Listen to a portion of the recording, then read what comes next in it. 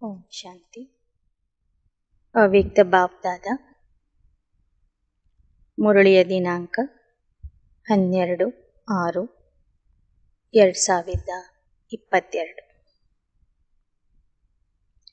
Revise ಮುರಳಿಯ ದಿನಾಂಕ 3/4/1991. सर्व हदों से निकल बेहद के वैरागी बनो. ಎಲ್ಲ ಸೀಮೆಗಳಿಂದ ಹೊರಗೆ ಬಂದು ಬೇಹದ್ದಿನ ವೈರಾಗಿ ಆಗಿರಿ.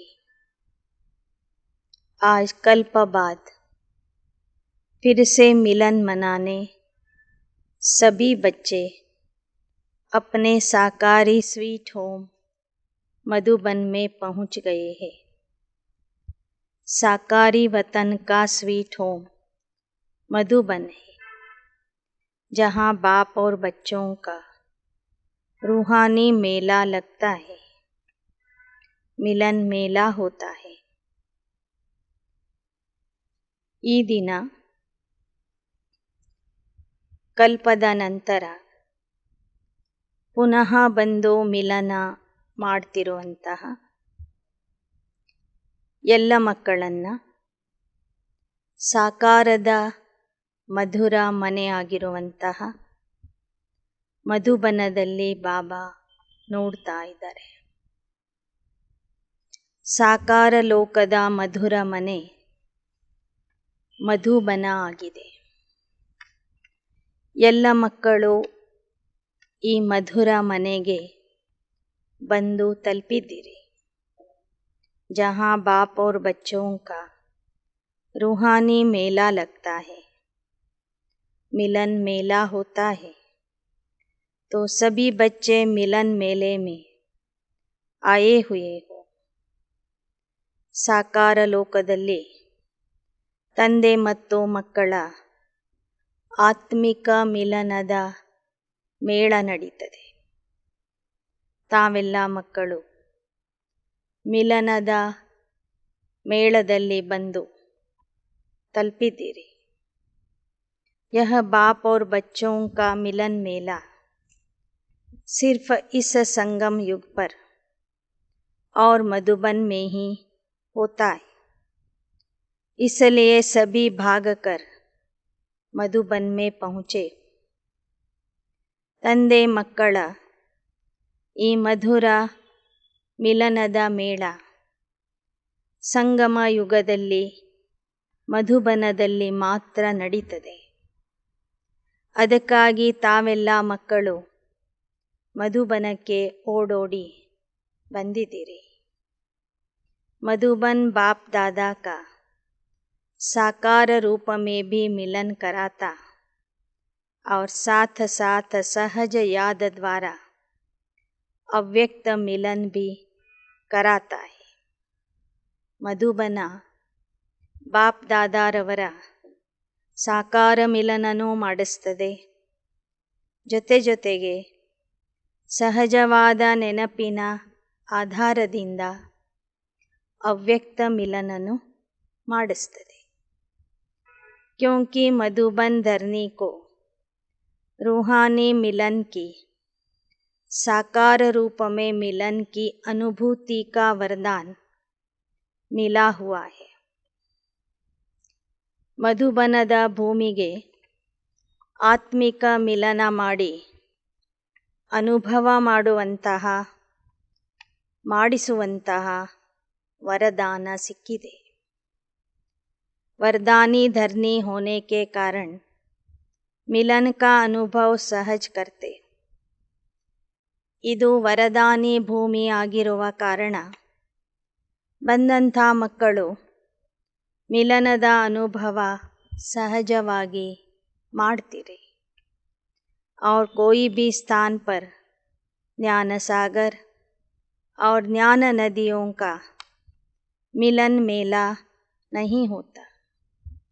ಬೇರೆ ಯಾವ ಸ್ಥಾನದಲ್ಲೂ ಸಹ ಜ್ಞಾನ ಸಾಗರ ಮತ್ತು ಜ್ಞಾನ ನದಿಗಳ ಮಿಲನ ಮೇಳ ನಡೆಯೋದಿಲ್ಲ.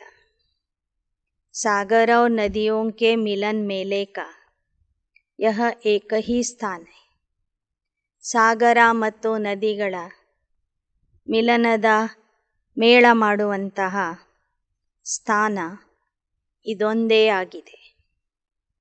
ऐसे महान वरदानी धरनी पर आए हो, ऐसे समझते हो ना. ಇಂತಹ ಒಂದು ಮಹಾನ ವರದಾನಿ ಭೂಮಿಯ ಮೇಲೆ ತಾವು ಬಂದಿದ್ದೀರಿ ಅಂತ ತಿಳ್ಕೊಂಡಿದ್ದೀರಿ ತಾನೆ. तपस्या वर्ष में इस कल्प में पहली बार मिलने वाले बच्चों को गोल्डन चांस मिला है. कितने लकी हो. तपस्या के आदि में ही नए बच्चों को एक्स्ट्रा बल मिला है. ತಪಸ್ಯಾ ವರ್ಷದಲ್ಲಿ ಮೊದಲನೇ ಬಾರಿಗೆ ಬಂದು ಮಿಲನ ಮಾಡುವ ಸುವರ್ಣ ಅವಕಾಶ ಹೊಸ ಮಕ್ಕಳಿಗೆ ಸಿಕ್ಕಿದೆ. ನೀವೆಷ್ಟು ಭಾಗ್ಯಶಾಲಿಗಳು ಆಗಿದ್ದೀರಿ. तपस्या के आदि में आए हुए नए बच्चों को एक्स्ट्रा बल मिला है. ತಪಸ್ಯಾ ವರ್ಷದ ಆದಿಯಲ್ಲಿನೇ ಬಂದಂಥ ಮಕ್ಕಳಿಗೆ ಹೆಚ್ಚಿನ ಬಲ ಸಿಕ್ಕಿದೆ. तो आदि में ही यह एक्स्ट्रा बल आगे के लिए आगे बढ़ने में सहयोगी बनेगा. इसलिए नए बच्चों को ड्रामा ने भी आगे बढ़ने का सहयोग दिया है. ನಿಮ್ಮ ಪುರುಷಾರ್ಥದ ಆದಿಯಲ್ಲಿ ತಪಸ್ಯಾ ವರ್ಷದ ಮಿಲನ ಮಾಡುವ ಸೌಭಾಗ್ಯ ನಿಮಗೆ ಸಿಕ್ಕಿದೆ. ಹೆಚ್ಚಿನ ಶಕ್ತಿ ನಿಮಗೆ ಸಿಕ್ಕಿದೆ. ಈ ಭಾಗ್ಯ ನಿಮ್ಮನ್ನು ಪುರುಷಾರ್ಥದಲ್ಲಿ ಮುಂದೆ ಕರ್ಕೊಂಡು ಹೋಗ್ತದೆ. ಈ ತಪಸ್ಸಿನ ಬಲ ನಿಮಗೆ ಸಹಯೋಗ ಕೊಡ್ತದೆ. इसलिए यह उल्हना नहीं दे सकेंगे कि हम तो पीछे आए हैं.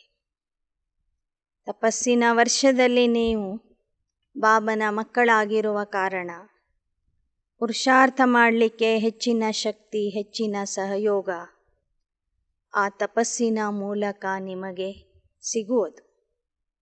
ಆದ್ದರಿಂದ ನೀವು ತಕರಾರು ಮಾಡುವ ಅವಶ್ಯಕತೆಯೇ ಇಲ್ಲ. ನಾವು ತಡವಾಗಿ ಬಂದಿದ್ದೇವೆ ಎಂಬ ಸಂಕಲ್ಪನೂ ಮಾಡುವ ಅಗತ್ಯ ಇಲ್ಲ.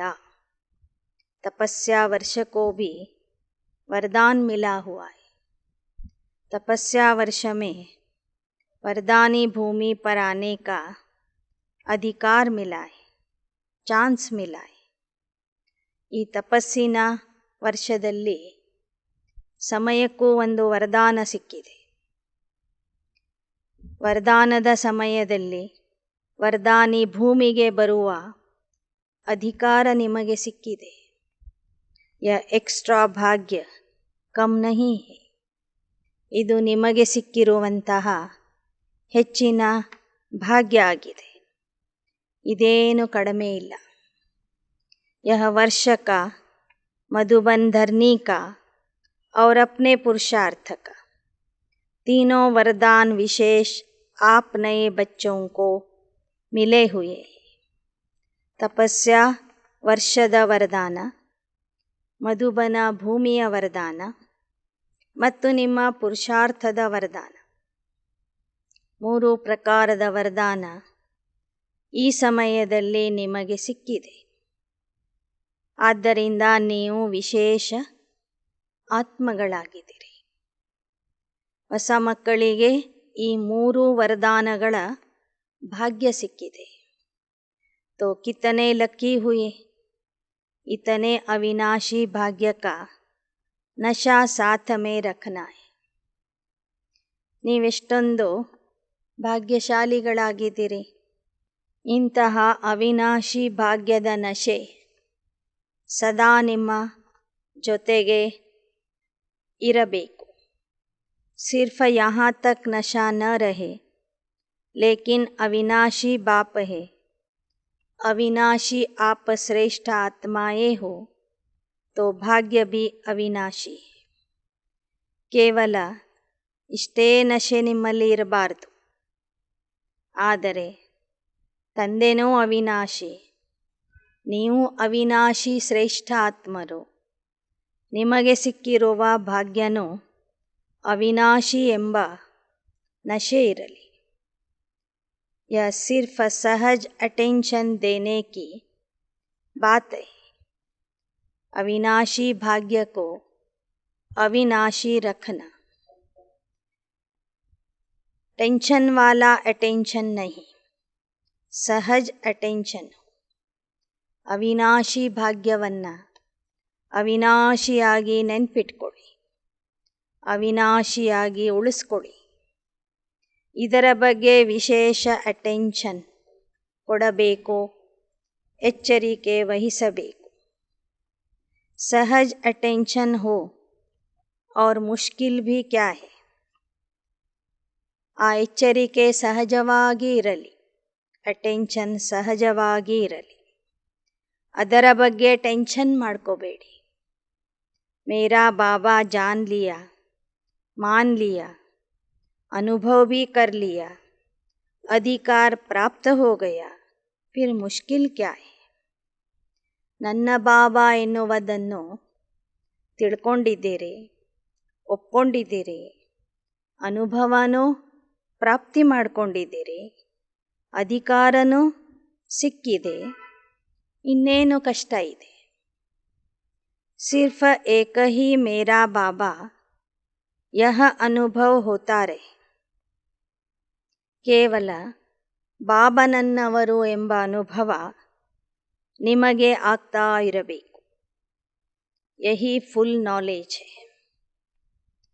ಬರೇ ಹೇಳುವುದಕ್ಕೆ ಮಾತ್ರ ನನ್ನ ಬಾಬಾ ಅಲ್ಲ, ನನ್ನ ಬಾಬಾ ಅನ್ನುವುದನ್ನು ನಿರಂತರವಾಗಿ ಅನುಭವ ಮಾಡಬೇಕು. ಬಾಬಾ ಜೊತೆಗೇ ಇದ್ದಾರೆ, ಬಾಬಾ ಸಹಾಯ ಮಾಡ್ತಾ ಇದ್ದಾರೆ, ಬಾಬಾ ಪಾಲನೆ ಕೊಡ್ತಾ ಇದ್ದಾರೆ, ಬಾಬಾ ಪ್ರೀತಿ ಮಾಡ್ತಾ ಇದ್ದಾರೆ ಎಂಬ ಅನುಭವ ನಿರಂತರವಾಗಿ ಮಾಡ್ತಾ ಇರಬೇಕು. ಆಗ ನಿಮಗೆ ಸಂಪೂರ್ಣ ಜ್ಞಾನ ಧಾರಣೆಯಾಗಿದೆ, ಅರ್ಥ ಆಗಿದೆ ಅಂತ ತಿಳ್ಕೋಬಹುದು.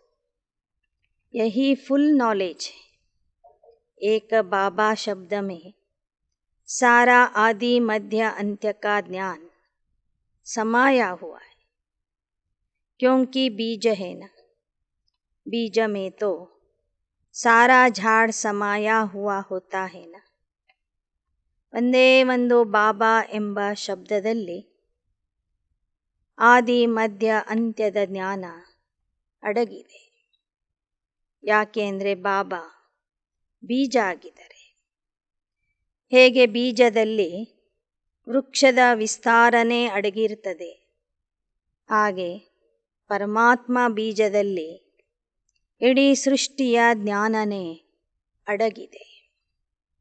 विस्तार भूल सकता है, लेकिन सार एक बाबा शब्द यह याद रहना मुश्किल नहीं. ವಿಸ್ತಾರವನ್ನು ಮರಿಬಹುದು, ಆದರೆ ಬಾಬಾ ಎಂಬ ಶಬ್ದ ಸಾರ ರೂಪದಲ್ಲಿ ಇರುವಂಥ ಆ ಒಂದು ಶಬ್ದವನ್ನು ನೀವು ಮರಿಲೇಬಾರದು. ಮರೆಯುವುದು ನಿಮಗೆ ಕಷ್ಟ ಆಗಬೇಕು. सदा सहज है ना, कभी सहज कभी मुश्किल नहीं. सदा बाबा मेरा है या कभी कभी मेरा है. ಸಹಜ ಇದೆ ತಾನೆ. ಒಮ್ಮೆ ಸಹಜ ಒಮ್ಮೆ ಕಠಿಣ ಆಗಬಾರದು. ಸದಾ ಕಾಲಕ್ಕೂ ಬಾಬಾ ನಿಮ್ಮವರಾಗಿದ್ದಾರೋ ಅಥವಾ ಆಗೊಮ್ಮೆ ಈಗೊಮ್ಮೆ ಬಾಬಾ ನಿಮ್ಮವರಾಗ್ತಾರೋ. जब सदा बाबा मेरा है तो याद भी सदा सहज है. ಸದಾ ಬಾಬಾ ನಿಮ್ಮವರು ಅಂದಾಗ ಆ ತಂದೆಯ ನೆನಪು ಸಹ ಸದಾ ಇರಬೇಕು, ಸಹಜವಾಗಿ ಇರಬೇಕು. कोई मुश्किल बात नहीं है. भगवान ने कहा आप मेरे और आपने कहा बाप मेरे, फिर क्या मुश्किल है. ಶಿವ ಬಾಬಾ ನಿಮಗೆ ಹೇಳಿದರು, ನೀವು ನನ್ನವರು. ನೀವು ಬಾಬನಿಗೆ ಹೇಳಿದ್ರಿ, ಬಾಬಾ ನೀವು ನಮ್ಮವರು. ಇನ್ನೇನಿದೆ ಕಷ್ಟ? इसलिए विशेष नए बच्चे और आगे बढ़ो. अभी भी आगे बढ़ने का ಚಾನ್ಸ್ है. ಆದ್ದರಿಂದ ವಿಶೇಷವಾಗಿ ಬಂದಂಥ ಹೊಸ ಮಕ್ಕಳು ಈಗ ತೀವ್ರಗತಿಯಿಂದ ಮುಂದೆ ಬರೀರಿ. ತಡವಾಗಿ ಬಂದರೂ ಸಹ ಮುಂದೆ ಹೋಗುವ ಅವಕಾಶ ನಿಮಗೆ ಇದೆ. अभी फाइनल समाप्ति का बिगुल नहीं बजा है, इसलिए उड़ो औरों को भी उड़ाते चलो. ಇನ್ನು ಸಮಾಪ್ತಿಯ ಶೀಟಿ ಬಾಬಾ ಹೊಡೆದಿಲ್ಲ. ಆದ್ದರಿಂದ ಇನ್ನೂ ಹಾರಲಿಕ್ಕೂ ಅವಕಾಶ ಇದೆ, ಅನೇಕರನ್ನು ಹಾರಿಸಲಿಕ್ಕೂ ಅವಕಾಶ ಇದೆ. इसकी विधि है ವೇಸ್ಟ್ ಅರ್ಥಾತ್ ವ್ಯರ್ಥ ಕೋ ಬಚಾವ್. ಸದಾ ನೀವು ಹಾರುವ ಕಲೆಯಲ್ಲಿ ಹಾರ್ತಾ ಇರಬೇಕಾದ್ರೆ ವ್ಯರ್ಥದ ಭಾರವನ್ನು ಸಮಾಪ್ತಿ ಮಾಡ್ರಿ, ಖತಮ್ ಮಾಡ್ರಿ. ಬಚತ್ ಕಾ ಖಾತಾ ಜಮಾ ಕಾ ಖಾತಾ बढ़ाते चलो, क्योंकि 63 जन्म से बचत नहीं की लेकिन ಗವಾಯ.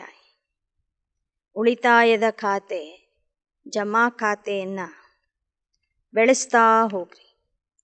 63 ಜನ್ಮಗಳಿಂದ ಯಾವುದೇ ರೀತಿಯ ಉಳಿತಾಯನೇ ಮಾಡಿಲ್ಲ. ಎಲ್ಲವನ್ನೂ ಕಳ್ಕೊಳ್ತಾ ಬಂದಿದ್ದೀರಿ.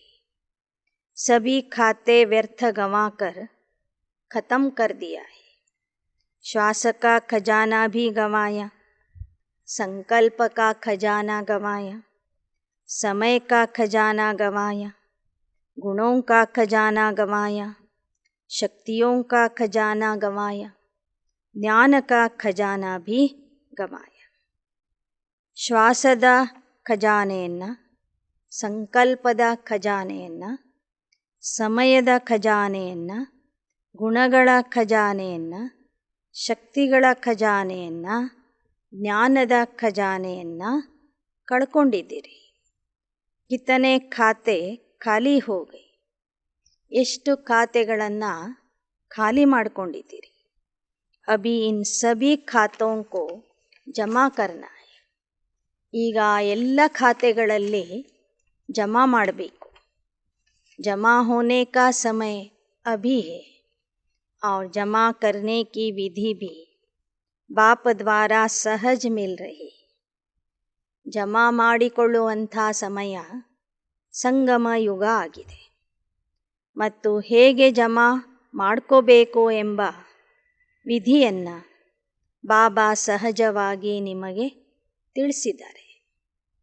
ವಿನಾಶಿ ಖಜಾನೆ ಖರ್ಚ ಕರ್ನೆ ಸೆ ಕಮ್ ಹೋತೆ खुटते और यह खजाने जितना स्व के प्रति औरों के प्रति शुभ वृत्ति से कार्य में लगाएंगे उतना जमा होता जाएगा, बढ़ता जाएगा. ವಿನಾಶಿ ಖಜಾನೆಗಳು ಖರ್ಚು ಮಾಡಿದಷ್ಟು ಕಡಿಮೆ ಆಗ್ತವೆ. ಈ ಖಜಾನೆಗಳು ನಿಮ್ಮ ಪ್ರತಿಯಾಗಿ, ಅನೇಕರ ಪ್ರತಿಯಾಗಿ ಕಾರ್ಯದಲ್ಲಿ ಉಪಯೋಗಿಸಿದಾಗ ಇವು ಜಮಾ ಆಗ್ತವೆ, ವೃದ್ಧಿ ಆಗ್ತವೆ. यहाँ खजानों को कार्य में लगाना यह जमा की विधि है. ಖಜಾನೆಗಳನ್ನು ಕಾರ್ಯರೂಪದಲ್ಲಿ ಖರ್ಚು ಮಾಡುವುದು, ಉಪಯೋಗಿಸುವುದು ಇದೇ ಜಮಾ ಮಾಡುವ ವಿಧಾನ ಆಗಿದೆ. वहाँ रखना जमा करने की विधि है और यहाँ लगाना जमा करने की विधि है. ಫರ್ಕ್ है ना. ಸ್ಥೂಲ ಖಜಾನೆಗಳು ಕೂಡಿ ಇಡುವುದರಿಂದ ಜಮಾ ಆಗ್ತವೆ, ಉಳಿತವೆ. ಈ ಅಲೌಕಿಕ ಖಜಾನೆಗಳು ಖರ್ಚು ಮಾಡುವುದರಿಂದ ಬೆಳೀತವೆ. ಫರ್ಕ್ है ना. ವ್ಯತ್ಯಾಸ ಇದೆ ಅಲ್ವಾ. समय को स्वयं प्रति या औरों के प्रति शुभ कार्य में लगाओ तो जमा होता जाएगा.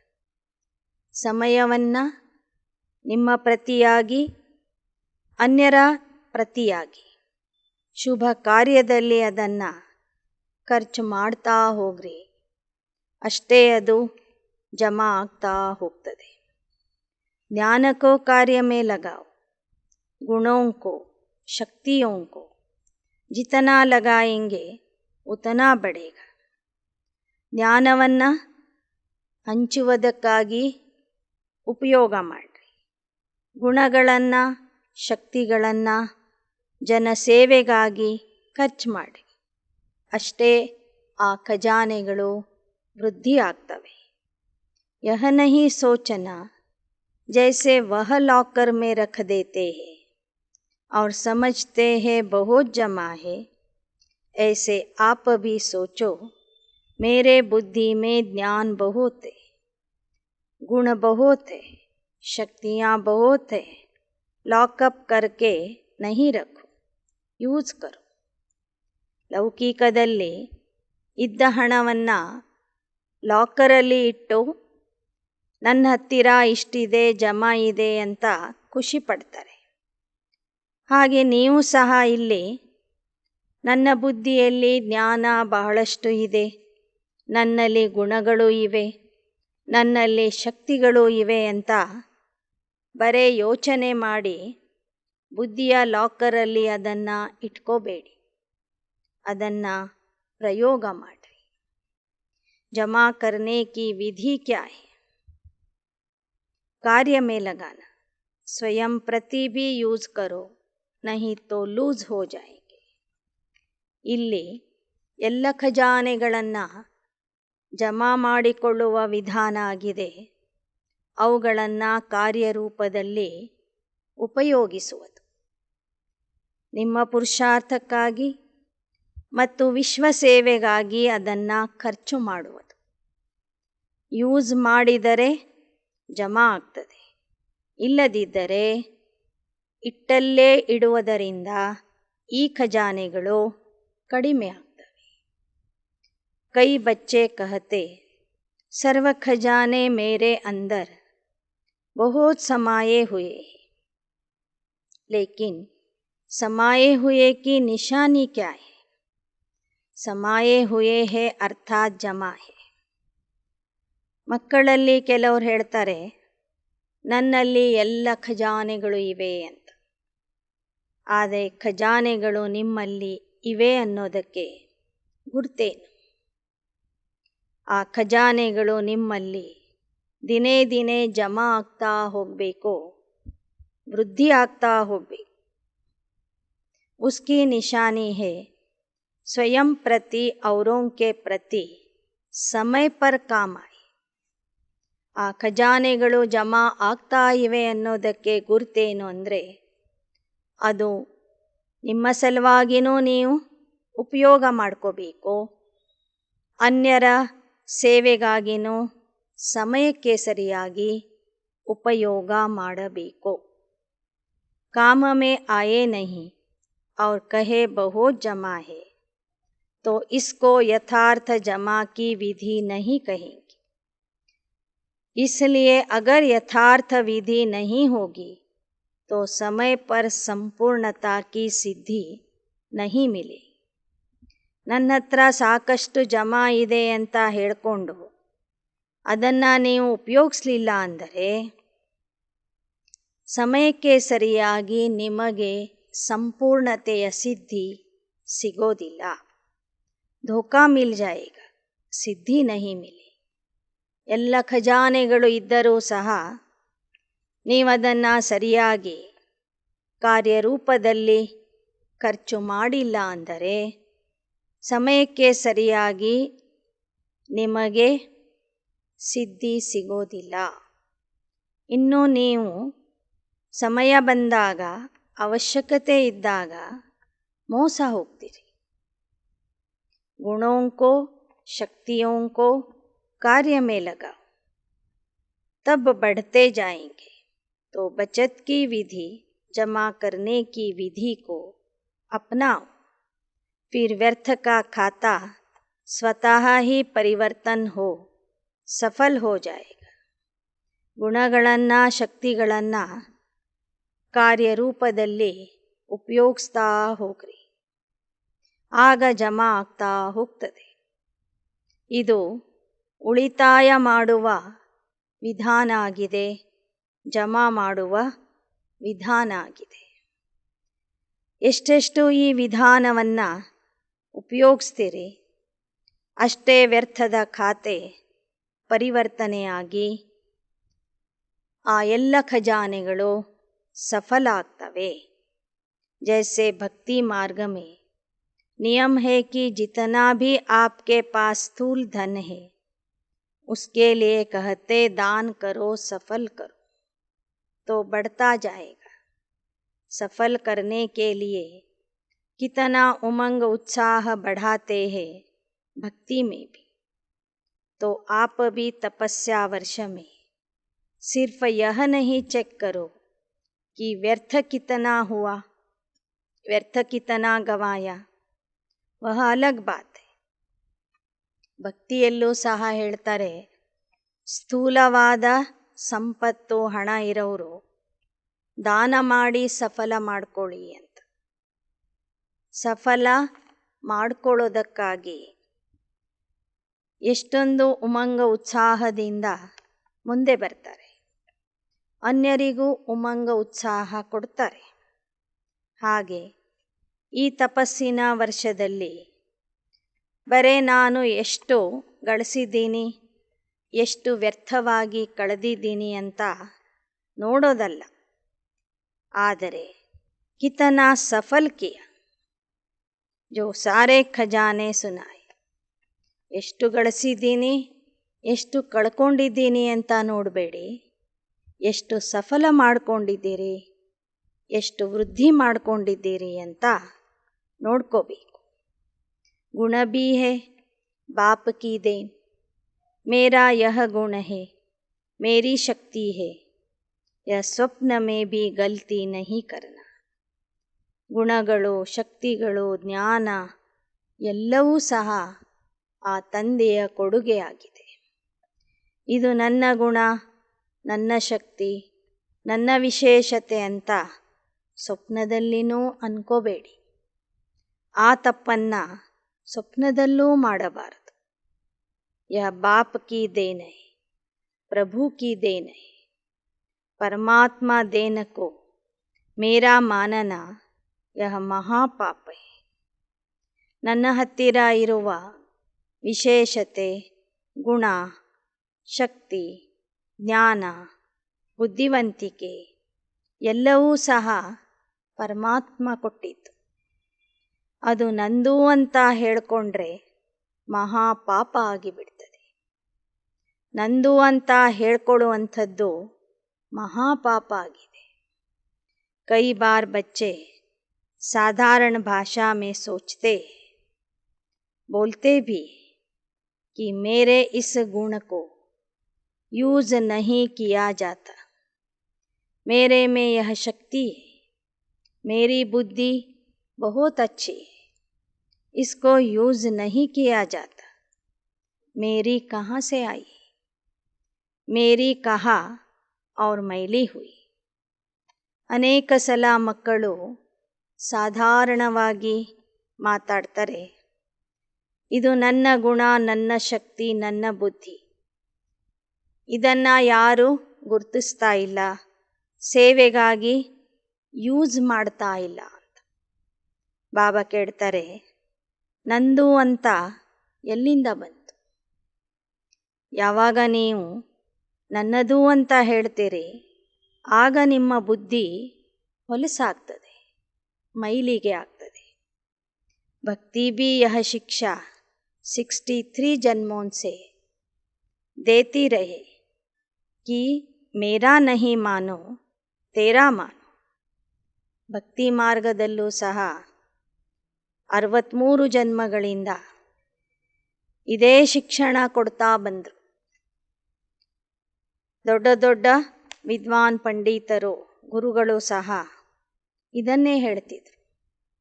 ಯಾವುದನ್ನು ನಂದು ಅಂತ ಹೇಳಬೇಡಿ, ಪ್ರತಿಯೊಂದು ನಿನ್ನದು ಅಂತ ಹೇಳ್ರಿ. ಲೇಕಿನ್ ಫಿರ್ ಭಿ ಮಾನಾ ನಹೀ, ಜ್ಞಾನ ಮಾರ್ಗ ಮೇ ಭಿ ಕಹನಾ ತೇರಾ ಮಾನನಾ ಮೇರಾ, ಯ ಠಗಿ ನಹೀ ಚಲ್ತಿ ಹೇ. ಭಕ್ತಿಯಲ್ಲೂ ಸಹ ಅನೇಕರು ಹೇಳಿದರು, ಯಾವುದೂ ನಮ್ಮದಲ್ಲ, ಎಲ್ಲವೂ ಪರಮಾತ್ಮ ಕೊಟ್ಟಿದ್ದು ಅಂತ. ಆದರೆ ಯಾರೂ ಸಹ ಆ ಥರ ನಡ್ಕೊಳ್ಳಿಲ್ಲ. ಮಂದಿರದ ಒಳಗೆ ಹೋದಾಗ ಸಬ್ ಕುಚ್ ತೇರಾ ಅಂತ ಹೇಳೋದು, ಹೊರಗೆ ಬಂದಾಗ ಸಬ್ ಕುಚ್ ಮೇರಾ ಅಂತ ಹೇಳ್ಕೋತಿದ್ರು. ಆ ಥರನೇ ನಡ್ಕೋತಿದ್ರು. ಭಕ್ತಿ ಮಾರ್ಗದಲ್ಲೂ ನೀವು ಅದನ್ನು ಪಾಲಿಸಲಿಲ್ಲ.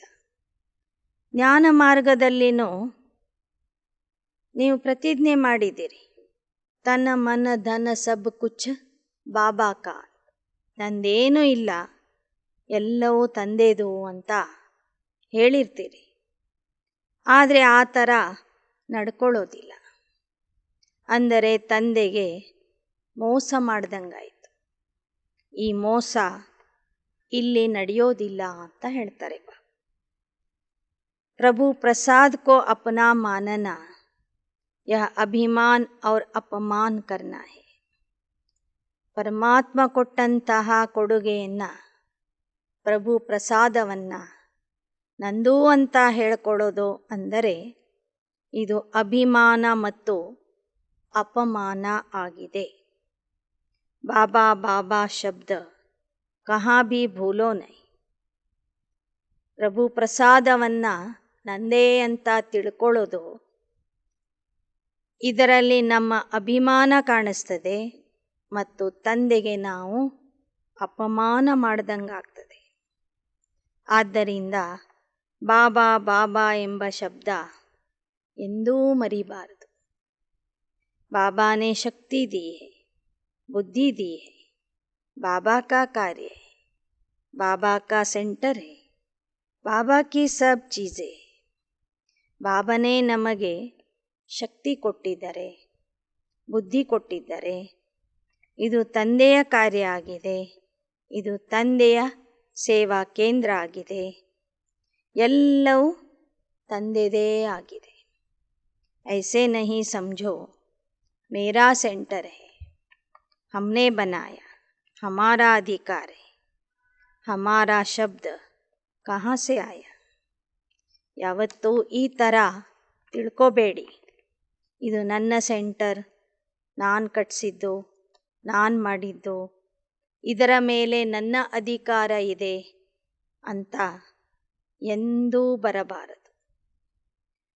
ನನ್ನದು ಎಂಬ ಶಬ್ದ ಎಲ್ಲಿಂದ ಬಂತು? ಆಪ್ಕಾ ಕ್ಯಾ ಹೈ, ಗಠರಿ ಸಂಭಾಲ್ ಕರ್ ರಖಿ ಹೈ ಕ್ಯಾ? ಕೈ ಬಚ್ಚೆ ಐಸಾ ನಶಾ ದಿಖಾತೆ ಹೈ, हमने सेंटर का मकान बनाया तो हमारा अधिकार है, लेकिन बनाया किसका सेंटर? ಕೆಲವರಿಗೆ ನಶೆ ಏರಿರ್ತದೆ, ನಾನು ಈ ಸೆಂಟರ್ ಕಟ್ಟಿದ್ದೀನಿ, ನಾನು ಈ ಮನೆ ಕಟ್ಟಿದ್ದೀನಿ ಎಂಬ ಅಧಿಕಾರ ಬಂದ್ಬಿಡ್ತದೆ, ಅಹಂಕಾರ ಬರ್ತದೆ. ನೀವು ಕಟ್ಟಿದ್ದೇ ನಿಜ, ಆದರೆ ಯಾರ ಸೇವಾ ಕೇಂದ್ರವನ್ನು ಕಟ್ಟಿದ್ದೀರಿ? ಬಾಬಾ ಕಾ ಸೆಂಟರ್ ಹೇನಾ? ಇದು ತಂದೆ ಪರಮಾತ್ಮನ ಸೇವಾ ಕೇಂದ್ರ ಆಗಿದೆ ಅಲ್ವಾ? ಈಶ್ವರನ ವಿದ್ಯಾಲಯ, ಈಶ್ವರನ ಆಸ್ಪತ್ರೆ, ಈಶ್ವರನ ಶಾಲೆಯನ್ನು ನೀವು ಕಟ್ಟಿದ್ದೀರಿ. तो जब बाबा को अर्पण किया तो फिर आपका कहाँ से आया? मेरा कहाँ से आया? जब बुद्धि बदलती है तो कहते हैं मेरा. ಕಟ್ಟುವಾಗ ಬಾಬವ್ರದು ಬಾಬವ್ರದು ಅಂತ ಹೇಳ್ತಾರೆ, ಕಟ್ಟಿದ ಮೇಲೆ ನಂದು ನಂದು ಅಂತ ಹೇಳಲಿಕ್ಕೆ ಶುರು ಮಾಡ್ತಾರೆ. ಈ ನಂದು ಅನ್ನುವಂಥ ಶಬ್ದ, ಭಾವನೆ ಎಲ್ಲಿಂದ ಬಂತು? ಇದ್ದಕ್ಕಿದ್ದಂಗೆ ಅನೇಕ ಮಕ್ಕಳ ಬುದ್ಧಿ ಬದಲಾಗ್ತದೆ. ನಂದು ಎಂಬ ಅಭಿಮಾನ ಬಂದ್ಬಿಡ್ತದೆ. ಮೇರೆ ಮೇರೆ ನೇ ಹಿ ಮೈಲಾ ಕಿಯಾ ಫಿರ್ ಮೈಲಾ ಹೋನಾ ಹೇ ಕ್ಯಾ. ನಾನು, ನನ್ನದು, ಈ ಎರಡು ಶಬ್ದಗಳಿಂದ ನೀವು ಕೊಳಕಾಗಿದ್ದೀರಿ, ಮಲಿನ ಆಗಿದ್ದೀರಿ, ಮೈಲಿಗೆ ಆಗಿದ್ದೀರಿ. ಮತ್ತೆ ಅದೇ ಥರ ಆಗಬೇಕಾ? जब ब्राह्मण बने तो ब्राह्मण जीवन का बाप से पहला वायदा कौन सा है? नया ने वायदा किया है या पुरानों ने किया है? ಬ್ರಾಹ್ಮಣ ಜೀವನದ ಮೊದಲನೇ ಪ್ರತಿಜ್ಞೆ ಯಾವುದಾಗಿದೆ? ಹೊಸ ಮಕ್ಕಳು ಆ ಪ್ರತಿಜ್ಞೆ ಮಾಡಿದ್ದೀರಾ ಅಥವಾ ಹಳೆ ಮಕ್ಕಳು ಮಾತ್ರ ಮಾಡಿದ್ದೀರಾ? ನಯೇ ಭಿ ಅಭಿ ತೋ ಪುರಾನೆ ಹೋಕರ್ ಆಯೆ ಹೋನಾ. ಹೊಸ ಮಕ್ಕಳು ಸಹ ಕಲ್ಪದ ಹಿಂದಿನ ಹಳೆ ಮಕ್ಕಳಾಗಿಯೇ ಬಂದಿದ್ದೀರಿ ತಾನೆ. ನಿಶ್ಚಯ ಬುದ್ಧಿ ಕಾ ಫಾರ್ಮ್ ಭರ್ಕರ್ ಆಯೆ ಹೋನಾ. ಹೊಸದಾಗಿ ಬಂದವರು ಸಹ ನಿಶ್ಚಯ ಬುದ್ಧಿಯ ಫಾರ್ಮನ್ನು ತುಂಬಿಕೊಟ್ಟು ಬಂದಿದ್ದೀರಿ ತಾನೆ. तो सबका पहला पहला वायदा है तन मन धन और बुद्धि से सब तेरा. ಎಲ್ಲರೂ ಮೊದಲನೇ ಪ್ರತಿಜ್ಞೆ ಏನನ್ನ ಮಾಡಿದ್ದೀರಿ? ತನು ಮನ ಧನ ಎಲ್ಲವೂ ನಿನ್ನದು ಅಂತ ಹೇಳಿದ್ದೀರಿ. ಯಹ ವಾಯ್ದಾ ಸಬೀನೆ ಕಿಯಾ ಹೇ ನಾ. ವಾಯ್ದಾ ಕರ್ನೆ ವಾಲೆ ಹೋ ತೋ ಹಾತ್ ಉಠಾವ್. ಒಂದು ವೇಳೆ ಮೊದಲು ಈ ಪ್ರತಿಜ್ಞೆ ಮಾಡಿಲ್ಲ, ಈ ದಿನ ಮಾಡ್ತೀವಿ ಅಂತಕ್ಕಂಥವ್ರು ಕೈ ಎತ್ತಿರಿ. जो समझते हैं आई वेल के लिए कुछ तो रखना पड़ेगा. सब कुछ बाप को कैसे दे देंगे? कुछ किनारा रखना पड़ेगा. जो समझते हैं कि यह समझदारी का काम है वह हाथ उठाओ. कुछ किनारे रखा है, देखना, फिर यह नहीं कहना कि हमको किसने देखा, इतनी भीड़ में किसने देखा. ಯಾರಿಗೆ ಅನ್ನಿಸ್ತದೆ ಸ್ವಲ್ಪ ಹಣ ತೆಗೆದಿಟ್ಕೋಬೇಕು, ಸಮಯಕ್ಕೆ ಆಪತ್ತಿ ಬಂದಾಗ ಬೇಕಾಗ್ತದೆ ಅಂಥೇಳಿ, ಅಂಥವರು ಕೈ ಎತ್ತಿರಿ. बाप के पास तो टीवी बहुत क्लियर है. ಬಾಬಾ ಹೇಳ್ತಾರೆ ಧೈರ್ಯದಿಂದ ಕೈ ಎತ್ತಿರಿ. ನಮಗೆ ಯಾರು ನೋಡೋದಿಲ್ಲ ಅಂತ ತಿಳ್ಕೊಬೇಡ್ರಿ. ಬಾಬಾನ ಟಿವಿಯಲ್ಲಿ ಎಲ್ಲರ ಚಿತ್ರನೂ ಸ್ಪಷ್ಟವಾಗಿ ಬರ್ತದೆ. उससे छिप नहीं सकते. सोच समझ कर थोड़ा रखना हो भल रखो. पांडव क्या समझते? थोड़ा रखना चाहिए. अच्छी तरह से सोचो. जिनको रखना है वे अभी हाथ उठा ले, बच जाएंगे. ಯಾರಿಗೆ ಅನ್ನಿಸ್ತದೆ ಮುಂದೆ ಆಪತ್ಕಾಲದಲ್ಲಿ ಬೇಕು ಅಂತ, ಅಂಥವ್ರು ಕೈ ಎತ್ತಿರಿ. ಪರವಾಗಿಲ್ಲ, ಈಗ ಸತ್ಯತೆಯಿಂದ ಕೈ ಎತ್ತಿದರೆ ಇನ್ನೂ ಬಾಬಾ ನಿಮಗೆ ಸಹಯೋಗ ಕೊಡ್ತಾರೆ. नहीं तो यह समय, यह सभा, यह आपका कांध हिलाना सब दिखाई देगा. कभी भी मेरापन नहीं रखो.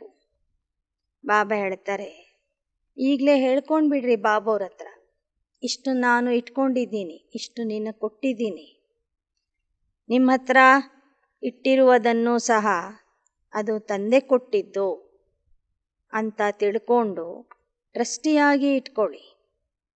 ಅದರ ಮೇಲೇನೂ ನಿಮಗೆ ಮೋಹ ಇರಬಾರ್ದು. ನಿಮ್ಮ ತರುವಾಯ ಅದು ಬಾಬಂದಾಗಿರಬೇಕು. ತೋ ಬಾಪ ಕಹಾ ಅವ್ರ ಪಾಪ ಗಯ. ಎಲ್ಲಿ ಬಾಬಾ ಅಂತ ಹೇಳ್ತೀರಿ ಅಲ್ಲಿ ಪಾಪ ಭಸ್ಮ ಆಗ್ತದೆ, ಪಾಪ ಹೋಗಿ ಬಿಡ್ತದೆ. ಬಾಪ್ ನಹಿ ಕಹತೆ ತೋ ಪಾಪ ಹೋ ಜಾತ ಹೈ. ನೀವು ಬಾಬಾ ಅಂತ ಹೇಳಲಿಲ್ಲ ಅಂದರೆ ಅಲ್ಲಿ ಪಾಪ ಹೋಗೋದಿಲ್ಲ. ಪಾಪಕ್ಕೆ ವಶ ಹೋತೆ ಫಿರ್ ಬುದ್ಧಿ ಕಾಮ್ ನಹಿ ಕರ್ತಿ. कितना भी समझाओ, कहेंगे नहीं, यह तो राइट है, यह होना ही है, यह करना ही है. ಯಾವಾಗ ಮಕ್ಕಳು ಪಾಪಕ್ಕೆ ವಶ ಆಗ್ತೀರಿ, ಆಗ ನಿಮ್ಮ ಬುದ್ಧಿ ಕೆಲಸ ಮಾಡೋದಿಲ್ಲ. ಯಾರೆಷ್ಟೇ ಹೇಳಿದ್ರೋ ಆಗ ಮಕ್ಕಳು ತಿಳ್ಕೊಳ್ಳೋದಿಲ್ಲ, ತಮ್ಮದೇ ಸರಿ ಅಂತ ಸಾಧಿಸ್ತಾರೆ. बाप को रहम पड़ता है क्योंकि उस समय पाप के वश होते. बाप भूल जाता है तो पाप आ जाता है. ತಂದೆಗೂ ಅಂಥ ಮಕ್ಕಳನ್ನು ನೋಡಿದಾಗ ದಯೆ ಬರ್ತದೆ. ಮಕ್ಕಳು ಪಾಪಕ್ಕೆ ವಶ ಆಗಿರ್ತಾರೆ, ತಂದೆಗೆ ಮರಿತಾರೆ, ಆಗ ಅವರಿಂದ ಪಾಪ ನಡೀತದೆ. जो पाप के वश होने कारण जो बोलते हैं, जो करते हैं, वह स्वयं भी नहीं समझते क्योंकि परवश होते हैं. ಯಾರು ಪಾಪಕ್ಕೆ ವಶ ಆಗಿರ್ತಾರೆ ಅವರಿಗೆ ಅವರೇನು ಮಾತಾಡ್ತಾರೆ, ಏನು ಮಾಡ್ತಾರೆ ಅನ್ನೋದು ಗೊತ್ತೇ ಆಗೋದಿಲ್ಲ. ಆಗ ಅವರು ಪರವಶ ಆಗಿರ್ತಾರೆ. तो सदा ज्ञान के होश में रहो, पाप के जोश में नहीं आओ. ಅದಕ್ಕೆ ಬಾಬಾ ಹೇಳ್ತಾರೆ, ಜ್ಞಾನದ ತಿಳುವಳಿಕೆ ಜಾಗೃತಿ ಸದಾ ನಿಮ್ಮಲ್ಲಿ ಇರಲಿ. ಪಾಪದ ಆವೇಶದಲ್ಲಿ ಬರಬೇಡಿ, ಜ್ಞಾನದ ಜಾಗೃತಿಯಲ್ಲಿ ಇರಿ. बीच बीच में यह माया की लहर आती है, आप नए इन बातों से बच करके रहना. ಮಧ್ಯ ಮಧ್ಯದಲ್ಲಿ ಪಾಪಕ್ಕೆ ವಶ ಆಗುವಂತಹ ಅಲೆಗಳು, ಮಾಯೆಯ ಅಲೆಗಳು ಮಕ್ಕಳ ಹತ್ತಿರ ಬರ್ತವೆ. ಆದರೆ ನೀವು ಹೊಸ ಮಕ್ಕಳು, ಇದರಿಂದ ಬಹಳ ಬಹಳ ಸಂಭಾಲನೆ ಮಾಡ್ಕೋಬೇಕು, ಬಚಾವ್ ಮಾಡ್ಕೋಬೇಕು. ಮೇರಾ ಮೇರಾ ಮೇ नहीं जाना. थोड़े पुराने हो जाते तो फिर यह मेरे मेरे की माया बहुत आती है. मेरा विचार, मेरा बुद्धि, यह कहाँ से आया? तो समझा जमा करने की विधि है कार्य में लगाना. ಸ್ವಲ್ಪ ಹಳಬ್ರಾಗ್ತಿದ್ದಂಗೆ ನಂದು ನಂದು ಅಂತ ಬಂದ್ಬಿಡ್ತದೆ. ನನ್ನ ವಿಚಾರ, ನನ್ನ ಬುದ್ಧಿ ಅನ್ನೋದು ಎಲ್ಲಿಂದ ಬರ್ತದೆ? ಬರಲೇಬಾರದು ಅಂತ ಹೇಳ್ತಾರೆ ಬಾಬಾ. ಹೀಗೆ ಜಮಾ ಮಾಡಿಕೊಳ್ಳುವ ವಿಧಾನ ಏನಾಗಿದೆ ಅಂತ ಬಾಬಾ ನಿಮಗೆ ತಿಳಿಸಿದರು. ವಿಧಾನ ಆಗಿದೆ ಕಾರ್ಯ में लगाना और सफल करना. अपने ईश्वरीय संस्कारों को भी सफल करो तो व्यर्थ संस्कार ಸ್ವತಃ ही चले जाएंगे. ಜಮಾ ಮಾಡಿಕೊಳ್ಳುವ ವಿಧಾನ ಆಗಿದೆ, ಅದನ್ನು ಕಾರ್ಯದಲ್ಲಿ ತೊಡಗಿಸುವುದು, ಉಪಯೋಗಿಸುವುದು, ಖರ್ಚು ಮಾಡುವುದು. ಖರ್ಚು ಮಾಡುವುದರ ಮೂಲಕ ಅದನ್ನು ಸಫಲ ಮಾಡಿಕೊಳ್ಳಿರಿ. ನಿಮ್ಮಲ್ಲಿ ಇರುವ ಈಶ್ವರೀಯ ಸಂಸ್ಕಾರಗಳನ್ನು ಸಫಲ ಮಾಡಿಕೊಳ್ಳಿ. ಈಶ್ವರೀಯ ಸಂಸ್ಕಾರಗಳನ್ನು ಕಾರ್ಯರೂಪದಲ್ಲಿ ತಂದಾಗ ವ್ಯರ್ಥ ಸಂಸ್ಕಾರಗಳು ಅಳಿಸಿ ಹೋಗ್ತವೆ. अगर कार्य में नहीं लगाते तो वह लॉकर में रहते और पुराना ही काम करते रहते. कईयों की आदत होती है बैंक में या अलमारियों में रखने की. बहुत अच्छे कपड़े होंगे, पैसे होंगे, चीज़ें होंगी, लेकिन यूज़ पुराने करेंगे. पुरानी वस्तुओं से प्यार होता है. अलमारी की चीज़ें अलमारी में ही रह जाएगी और वह पुराने से ही चला जाएगा.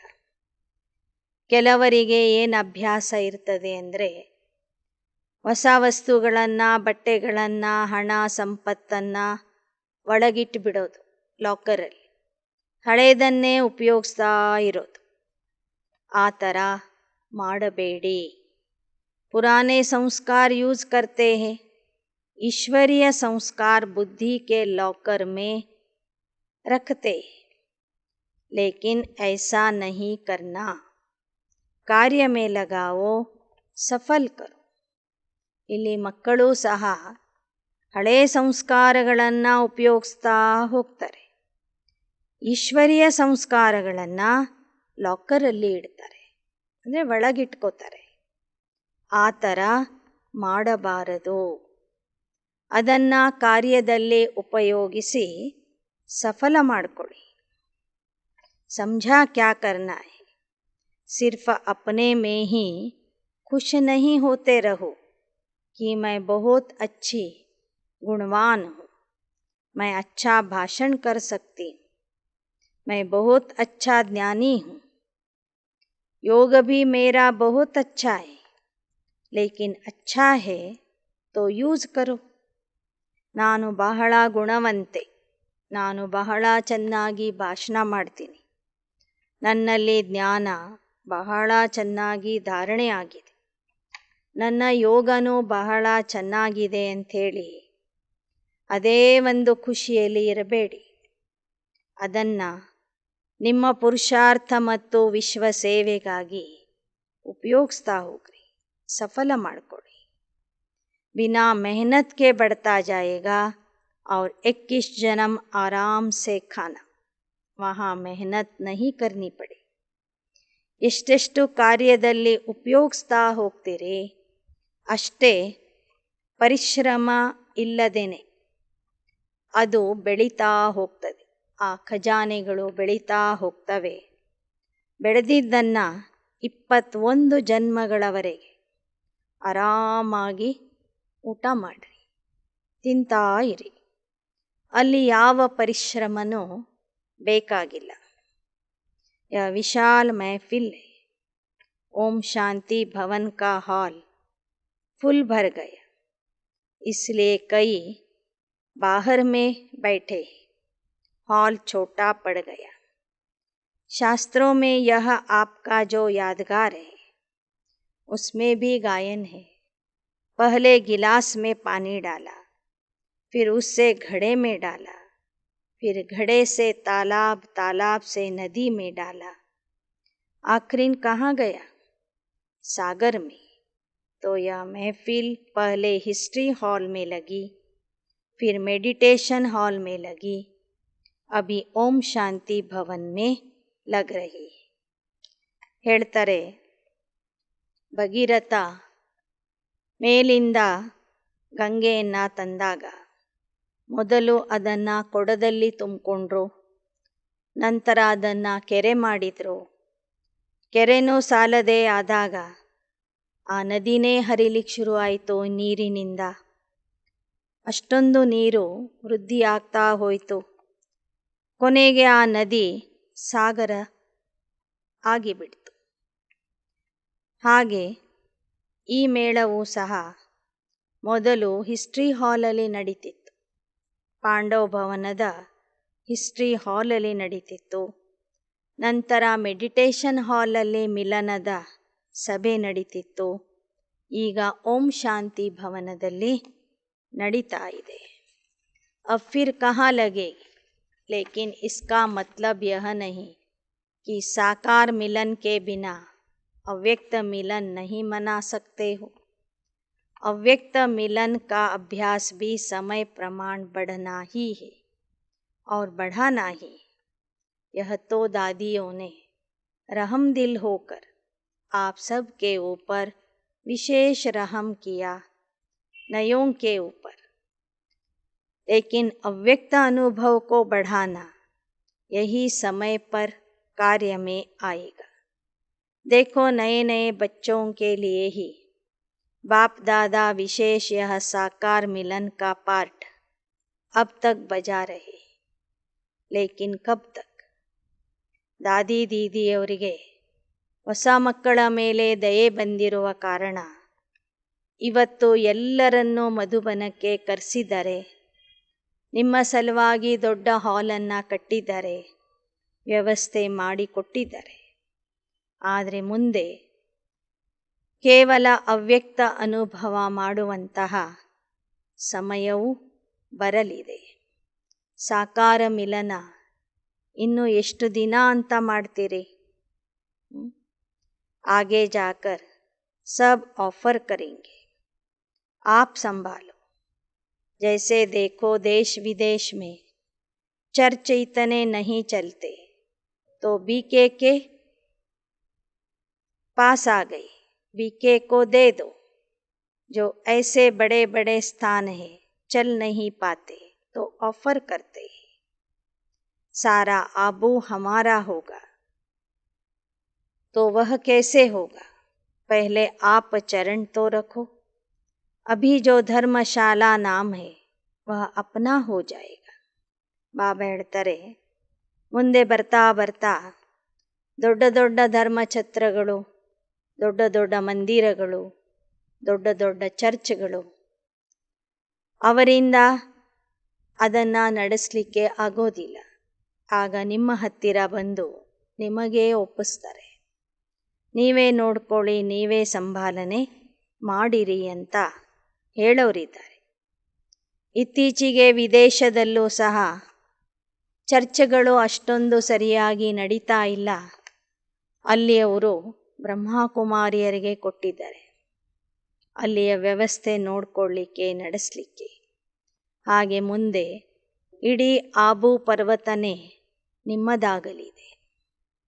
ಅಂಥ ಒಂದು ಸಮಯವೂ ಸಹ ಬರಲಿದೆ ಅಂತ ಬಾಬಾ ಹೇಳ್ತಾ ಇದ್ದಾರೆ. ಅಚ್ಚ, ಚಾರೋ ಓರ್ ಕೆ ಮಿಲನ್ ಮನಾನೆ ಕೆ, ज्ञान रतन धारण करने के चात्रक आत्माओं को आकार रूप में व साकार रूप में मिलन मनाने वाले श्रेष्ठ आत्माओं को सदा सर्व खजानों को सफल कर सफलता स्वरूप बनने वाले बच्चों को सदा मेरा बाबा और कोई हद का मेरापन अंश मात्र भी न रखने वाले ऐसे बेहद के वैरागी आत्माओं को हर समय विधि द्वारा संपूर्णता की सिद्धि प्राप्त करने वाले बच्चों को बाप दादा का याद प्यार और नमस्ते. ಸದಾ ನಾಲ್ಕು ಕಡೆಯ ಮಿಲನದ ಮತ್ತು ಜ್ಞಾನ ಕೇಳುವ ಚಾತ್ರಕ ಆತ್ಮರಿಗೆ, ಸಾಕಾರ ರೂಪದಲ್ಲಿ ಮಿಲನ ಮಾಡುವಂಥ ಶ್ರೇಷ್ಠ ಆತ್ಮರಿಗೆ, ಸರ್ವ ಖಜಾನೆಗಳನ್ನು ಸಫಲ ಮಾಡಿಕೊಳ್ಳುವಂತಹ ಸಫಲತಾ ಸ್ವರೂಪ ಆತ್ಮರಿಗೆ, ನನ್ನ ಬಾಬಾ ಎಂಬುದನ್ನು ಸದಾ ಮನದಲ್ಲಿ ಇಟ್ಕೊಂಡು ನನ್ನತನವನ್ನು ತೆಗೆದುಹಾಕಿ ಬೇಹದ್ದಿನ ವೈರಾಗಿಯಾಗಿರುವಂತಹ ಆತ್ಮರಿಗೆ, ಸದಾ ಸಂಪೂರ್ಣತೆಯ ಸಿದ್ಧಿ ಪ್ರಾಪ್ತಿ ಮಾಡಿಕೊಳ್ಳುವಂತಹ ಮಕ್ಕಳಿಗೆ ಬಾಪ್ ದಾದಾರವರ ನೆನಪು, ಪ್ರೀತಿ ಮತ್ತು ನಮಸ್ತೆ. वरदान, श्रेष्ठ कर्म द्वारा दुआओं का स्टॉक जमा करने वाले ಚೈತನ್ಯ ದರ್ಶನೀಯ ಮೂರತ್ ಭವ. ಶ್ರೇಷ್ಠ ಕರ್ಮದ ಮೂಲಕ ಆಶೀರ್ವಾದಗಳ ನಿಧಿಯನ್ನು ಜಮಾ ಮಾಡಿಕೊಳ್ಳುವಂತಹ ಚೈತನ್ಯ ದರ್ಶನೀಯ ಮೂರ್ತಿ ಆಗಿರಿ. जो भी कर्म करो उसमें दुआएं दो, दुआएं लो. श्रेष्ठ कर्म करने से सबकी दुआएं स्वतः मिलती, सबके मुख से निकलता है. यह तो बहुत अच्छे हैं. वाह, उनके कर्म ही यादगार बन जाते. भल कोई भी काम करो लेकिन खुशी दो, खुशी लो. दुआएं दो, दुआएं लो. जब अभी संगम पर दुआएं लेंगे और देंगे तब आपके जड़ चित्रों द्वारा भी दुआ मिलती रहेगी और वर्तमान में भी चैतन्य दर्शनीय मूर्त बन जाएंगे. ಯಾವುದೇ ಕರ್ಮ ಮಾಡ್ರಿ ಆ ಕರ್ಮದ ಮೂಲಕ ಆಶೀರ್ವಾದ ಕೊಡಬೇಕು, ಆಶೀರ್ವಾದ ಪಡಿಬೇಕು. ಅಂತಹ ಕರ್ಮನೇ ಮಾಡಬೇಕು. ನೋಡಿದವರು ವಾಹ, ಇವರು ಎಂತಹ ಭಾಗ್ಯಶಾಲಿಗಳು, ಶ್ರೇಷ್ಠ ಕರ್ಮ ಮಾಡೋರು ಅಂತ ಮಹಿಮೆ ಮಾಡಬೇಕು. ಯಾವುದೇ ಕೆಲಸ ಮಾಡಿರಿ ಖುಷಿಯನ್ನು ಕೊಡಬೇಕು, ಖುಷಿಯನ್ನು ಪಡಿಬೇಕು. ಆಶೀರ್ವಾದ ಕೊಡಬೇಕು, ಆಶೀರ್ವಾದ ಪಡಿಬೇಕು. ಸಂಗಮ ಯುಗದಲ್ಲಿ ಈ ಥರ ನೀವು ಮಾಡಿದ್ದೇ ಆದರೆ ನಿಮ್ಮ ಜಡಚಿತ್ರಗಳ ಮೂಲಕ ಭಕ್ತರಿಗೆ ಆಶೀರ್ವಾದದ ಅನುಭವ ಆಗ್ತದೆ. ಮತ್ತು ವರ್ತಮಾನ ಸಮಯದಲ್ಲೂ ನೀವು ಚೈತನ್ಯ ದರ್ಶನೀಯ ಮೂರ್ತಿ ಆಗಿಬಿಡ್ತೀರಿ. श्लोगन। सदा उमंग उल्लास में रहो तो आलस्य खत्म हो जाएगा. ಸದಾ ಉಲ್ಲಾಸ ಉತ್ಸಾಹದಲ್ಲಿ ಇರಿ, ಆಗ ಆಲಸ್ಯ ಅನ್ನೋದು ಖತಮ್ ಆಗಿ ಬಿಡ್ತದೆ. ಓಂ ಶಾಂತಿ, ಓಂ ಶಾಂತಿ, ಓಂ ಶಾಂತಿ.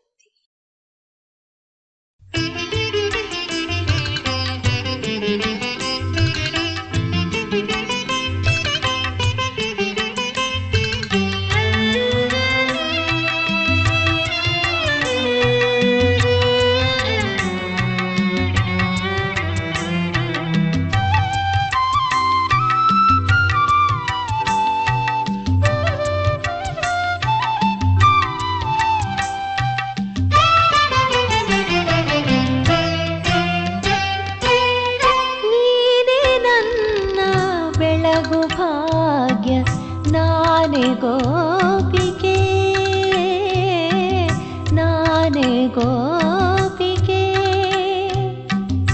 ನಿನ್ನ ಪ್ರೇಮ ಮುರಳಿಯಿಂದ ನಿನ್ನ ಪ್ರೇಮ ಮುರಳಿಯಿಂದ ತಣಿವ ರಾಧಿಕೆ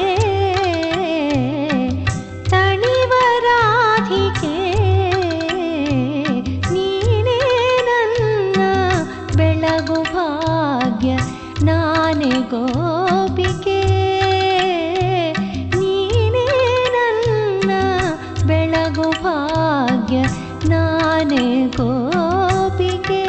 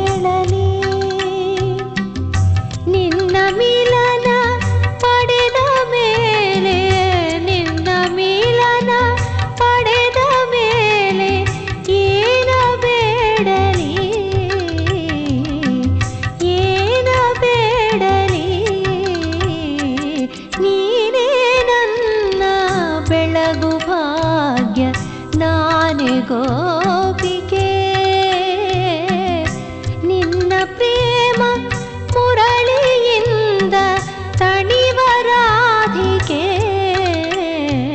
ನೀನೇ ನನ್ನ ಬೆಳಗು ಭಾಗ್ಯ ನಾನೇ ಗೋಪಿಕೆ ನಾನೇ ಗೋಪಿಕೆ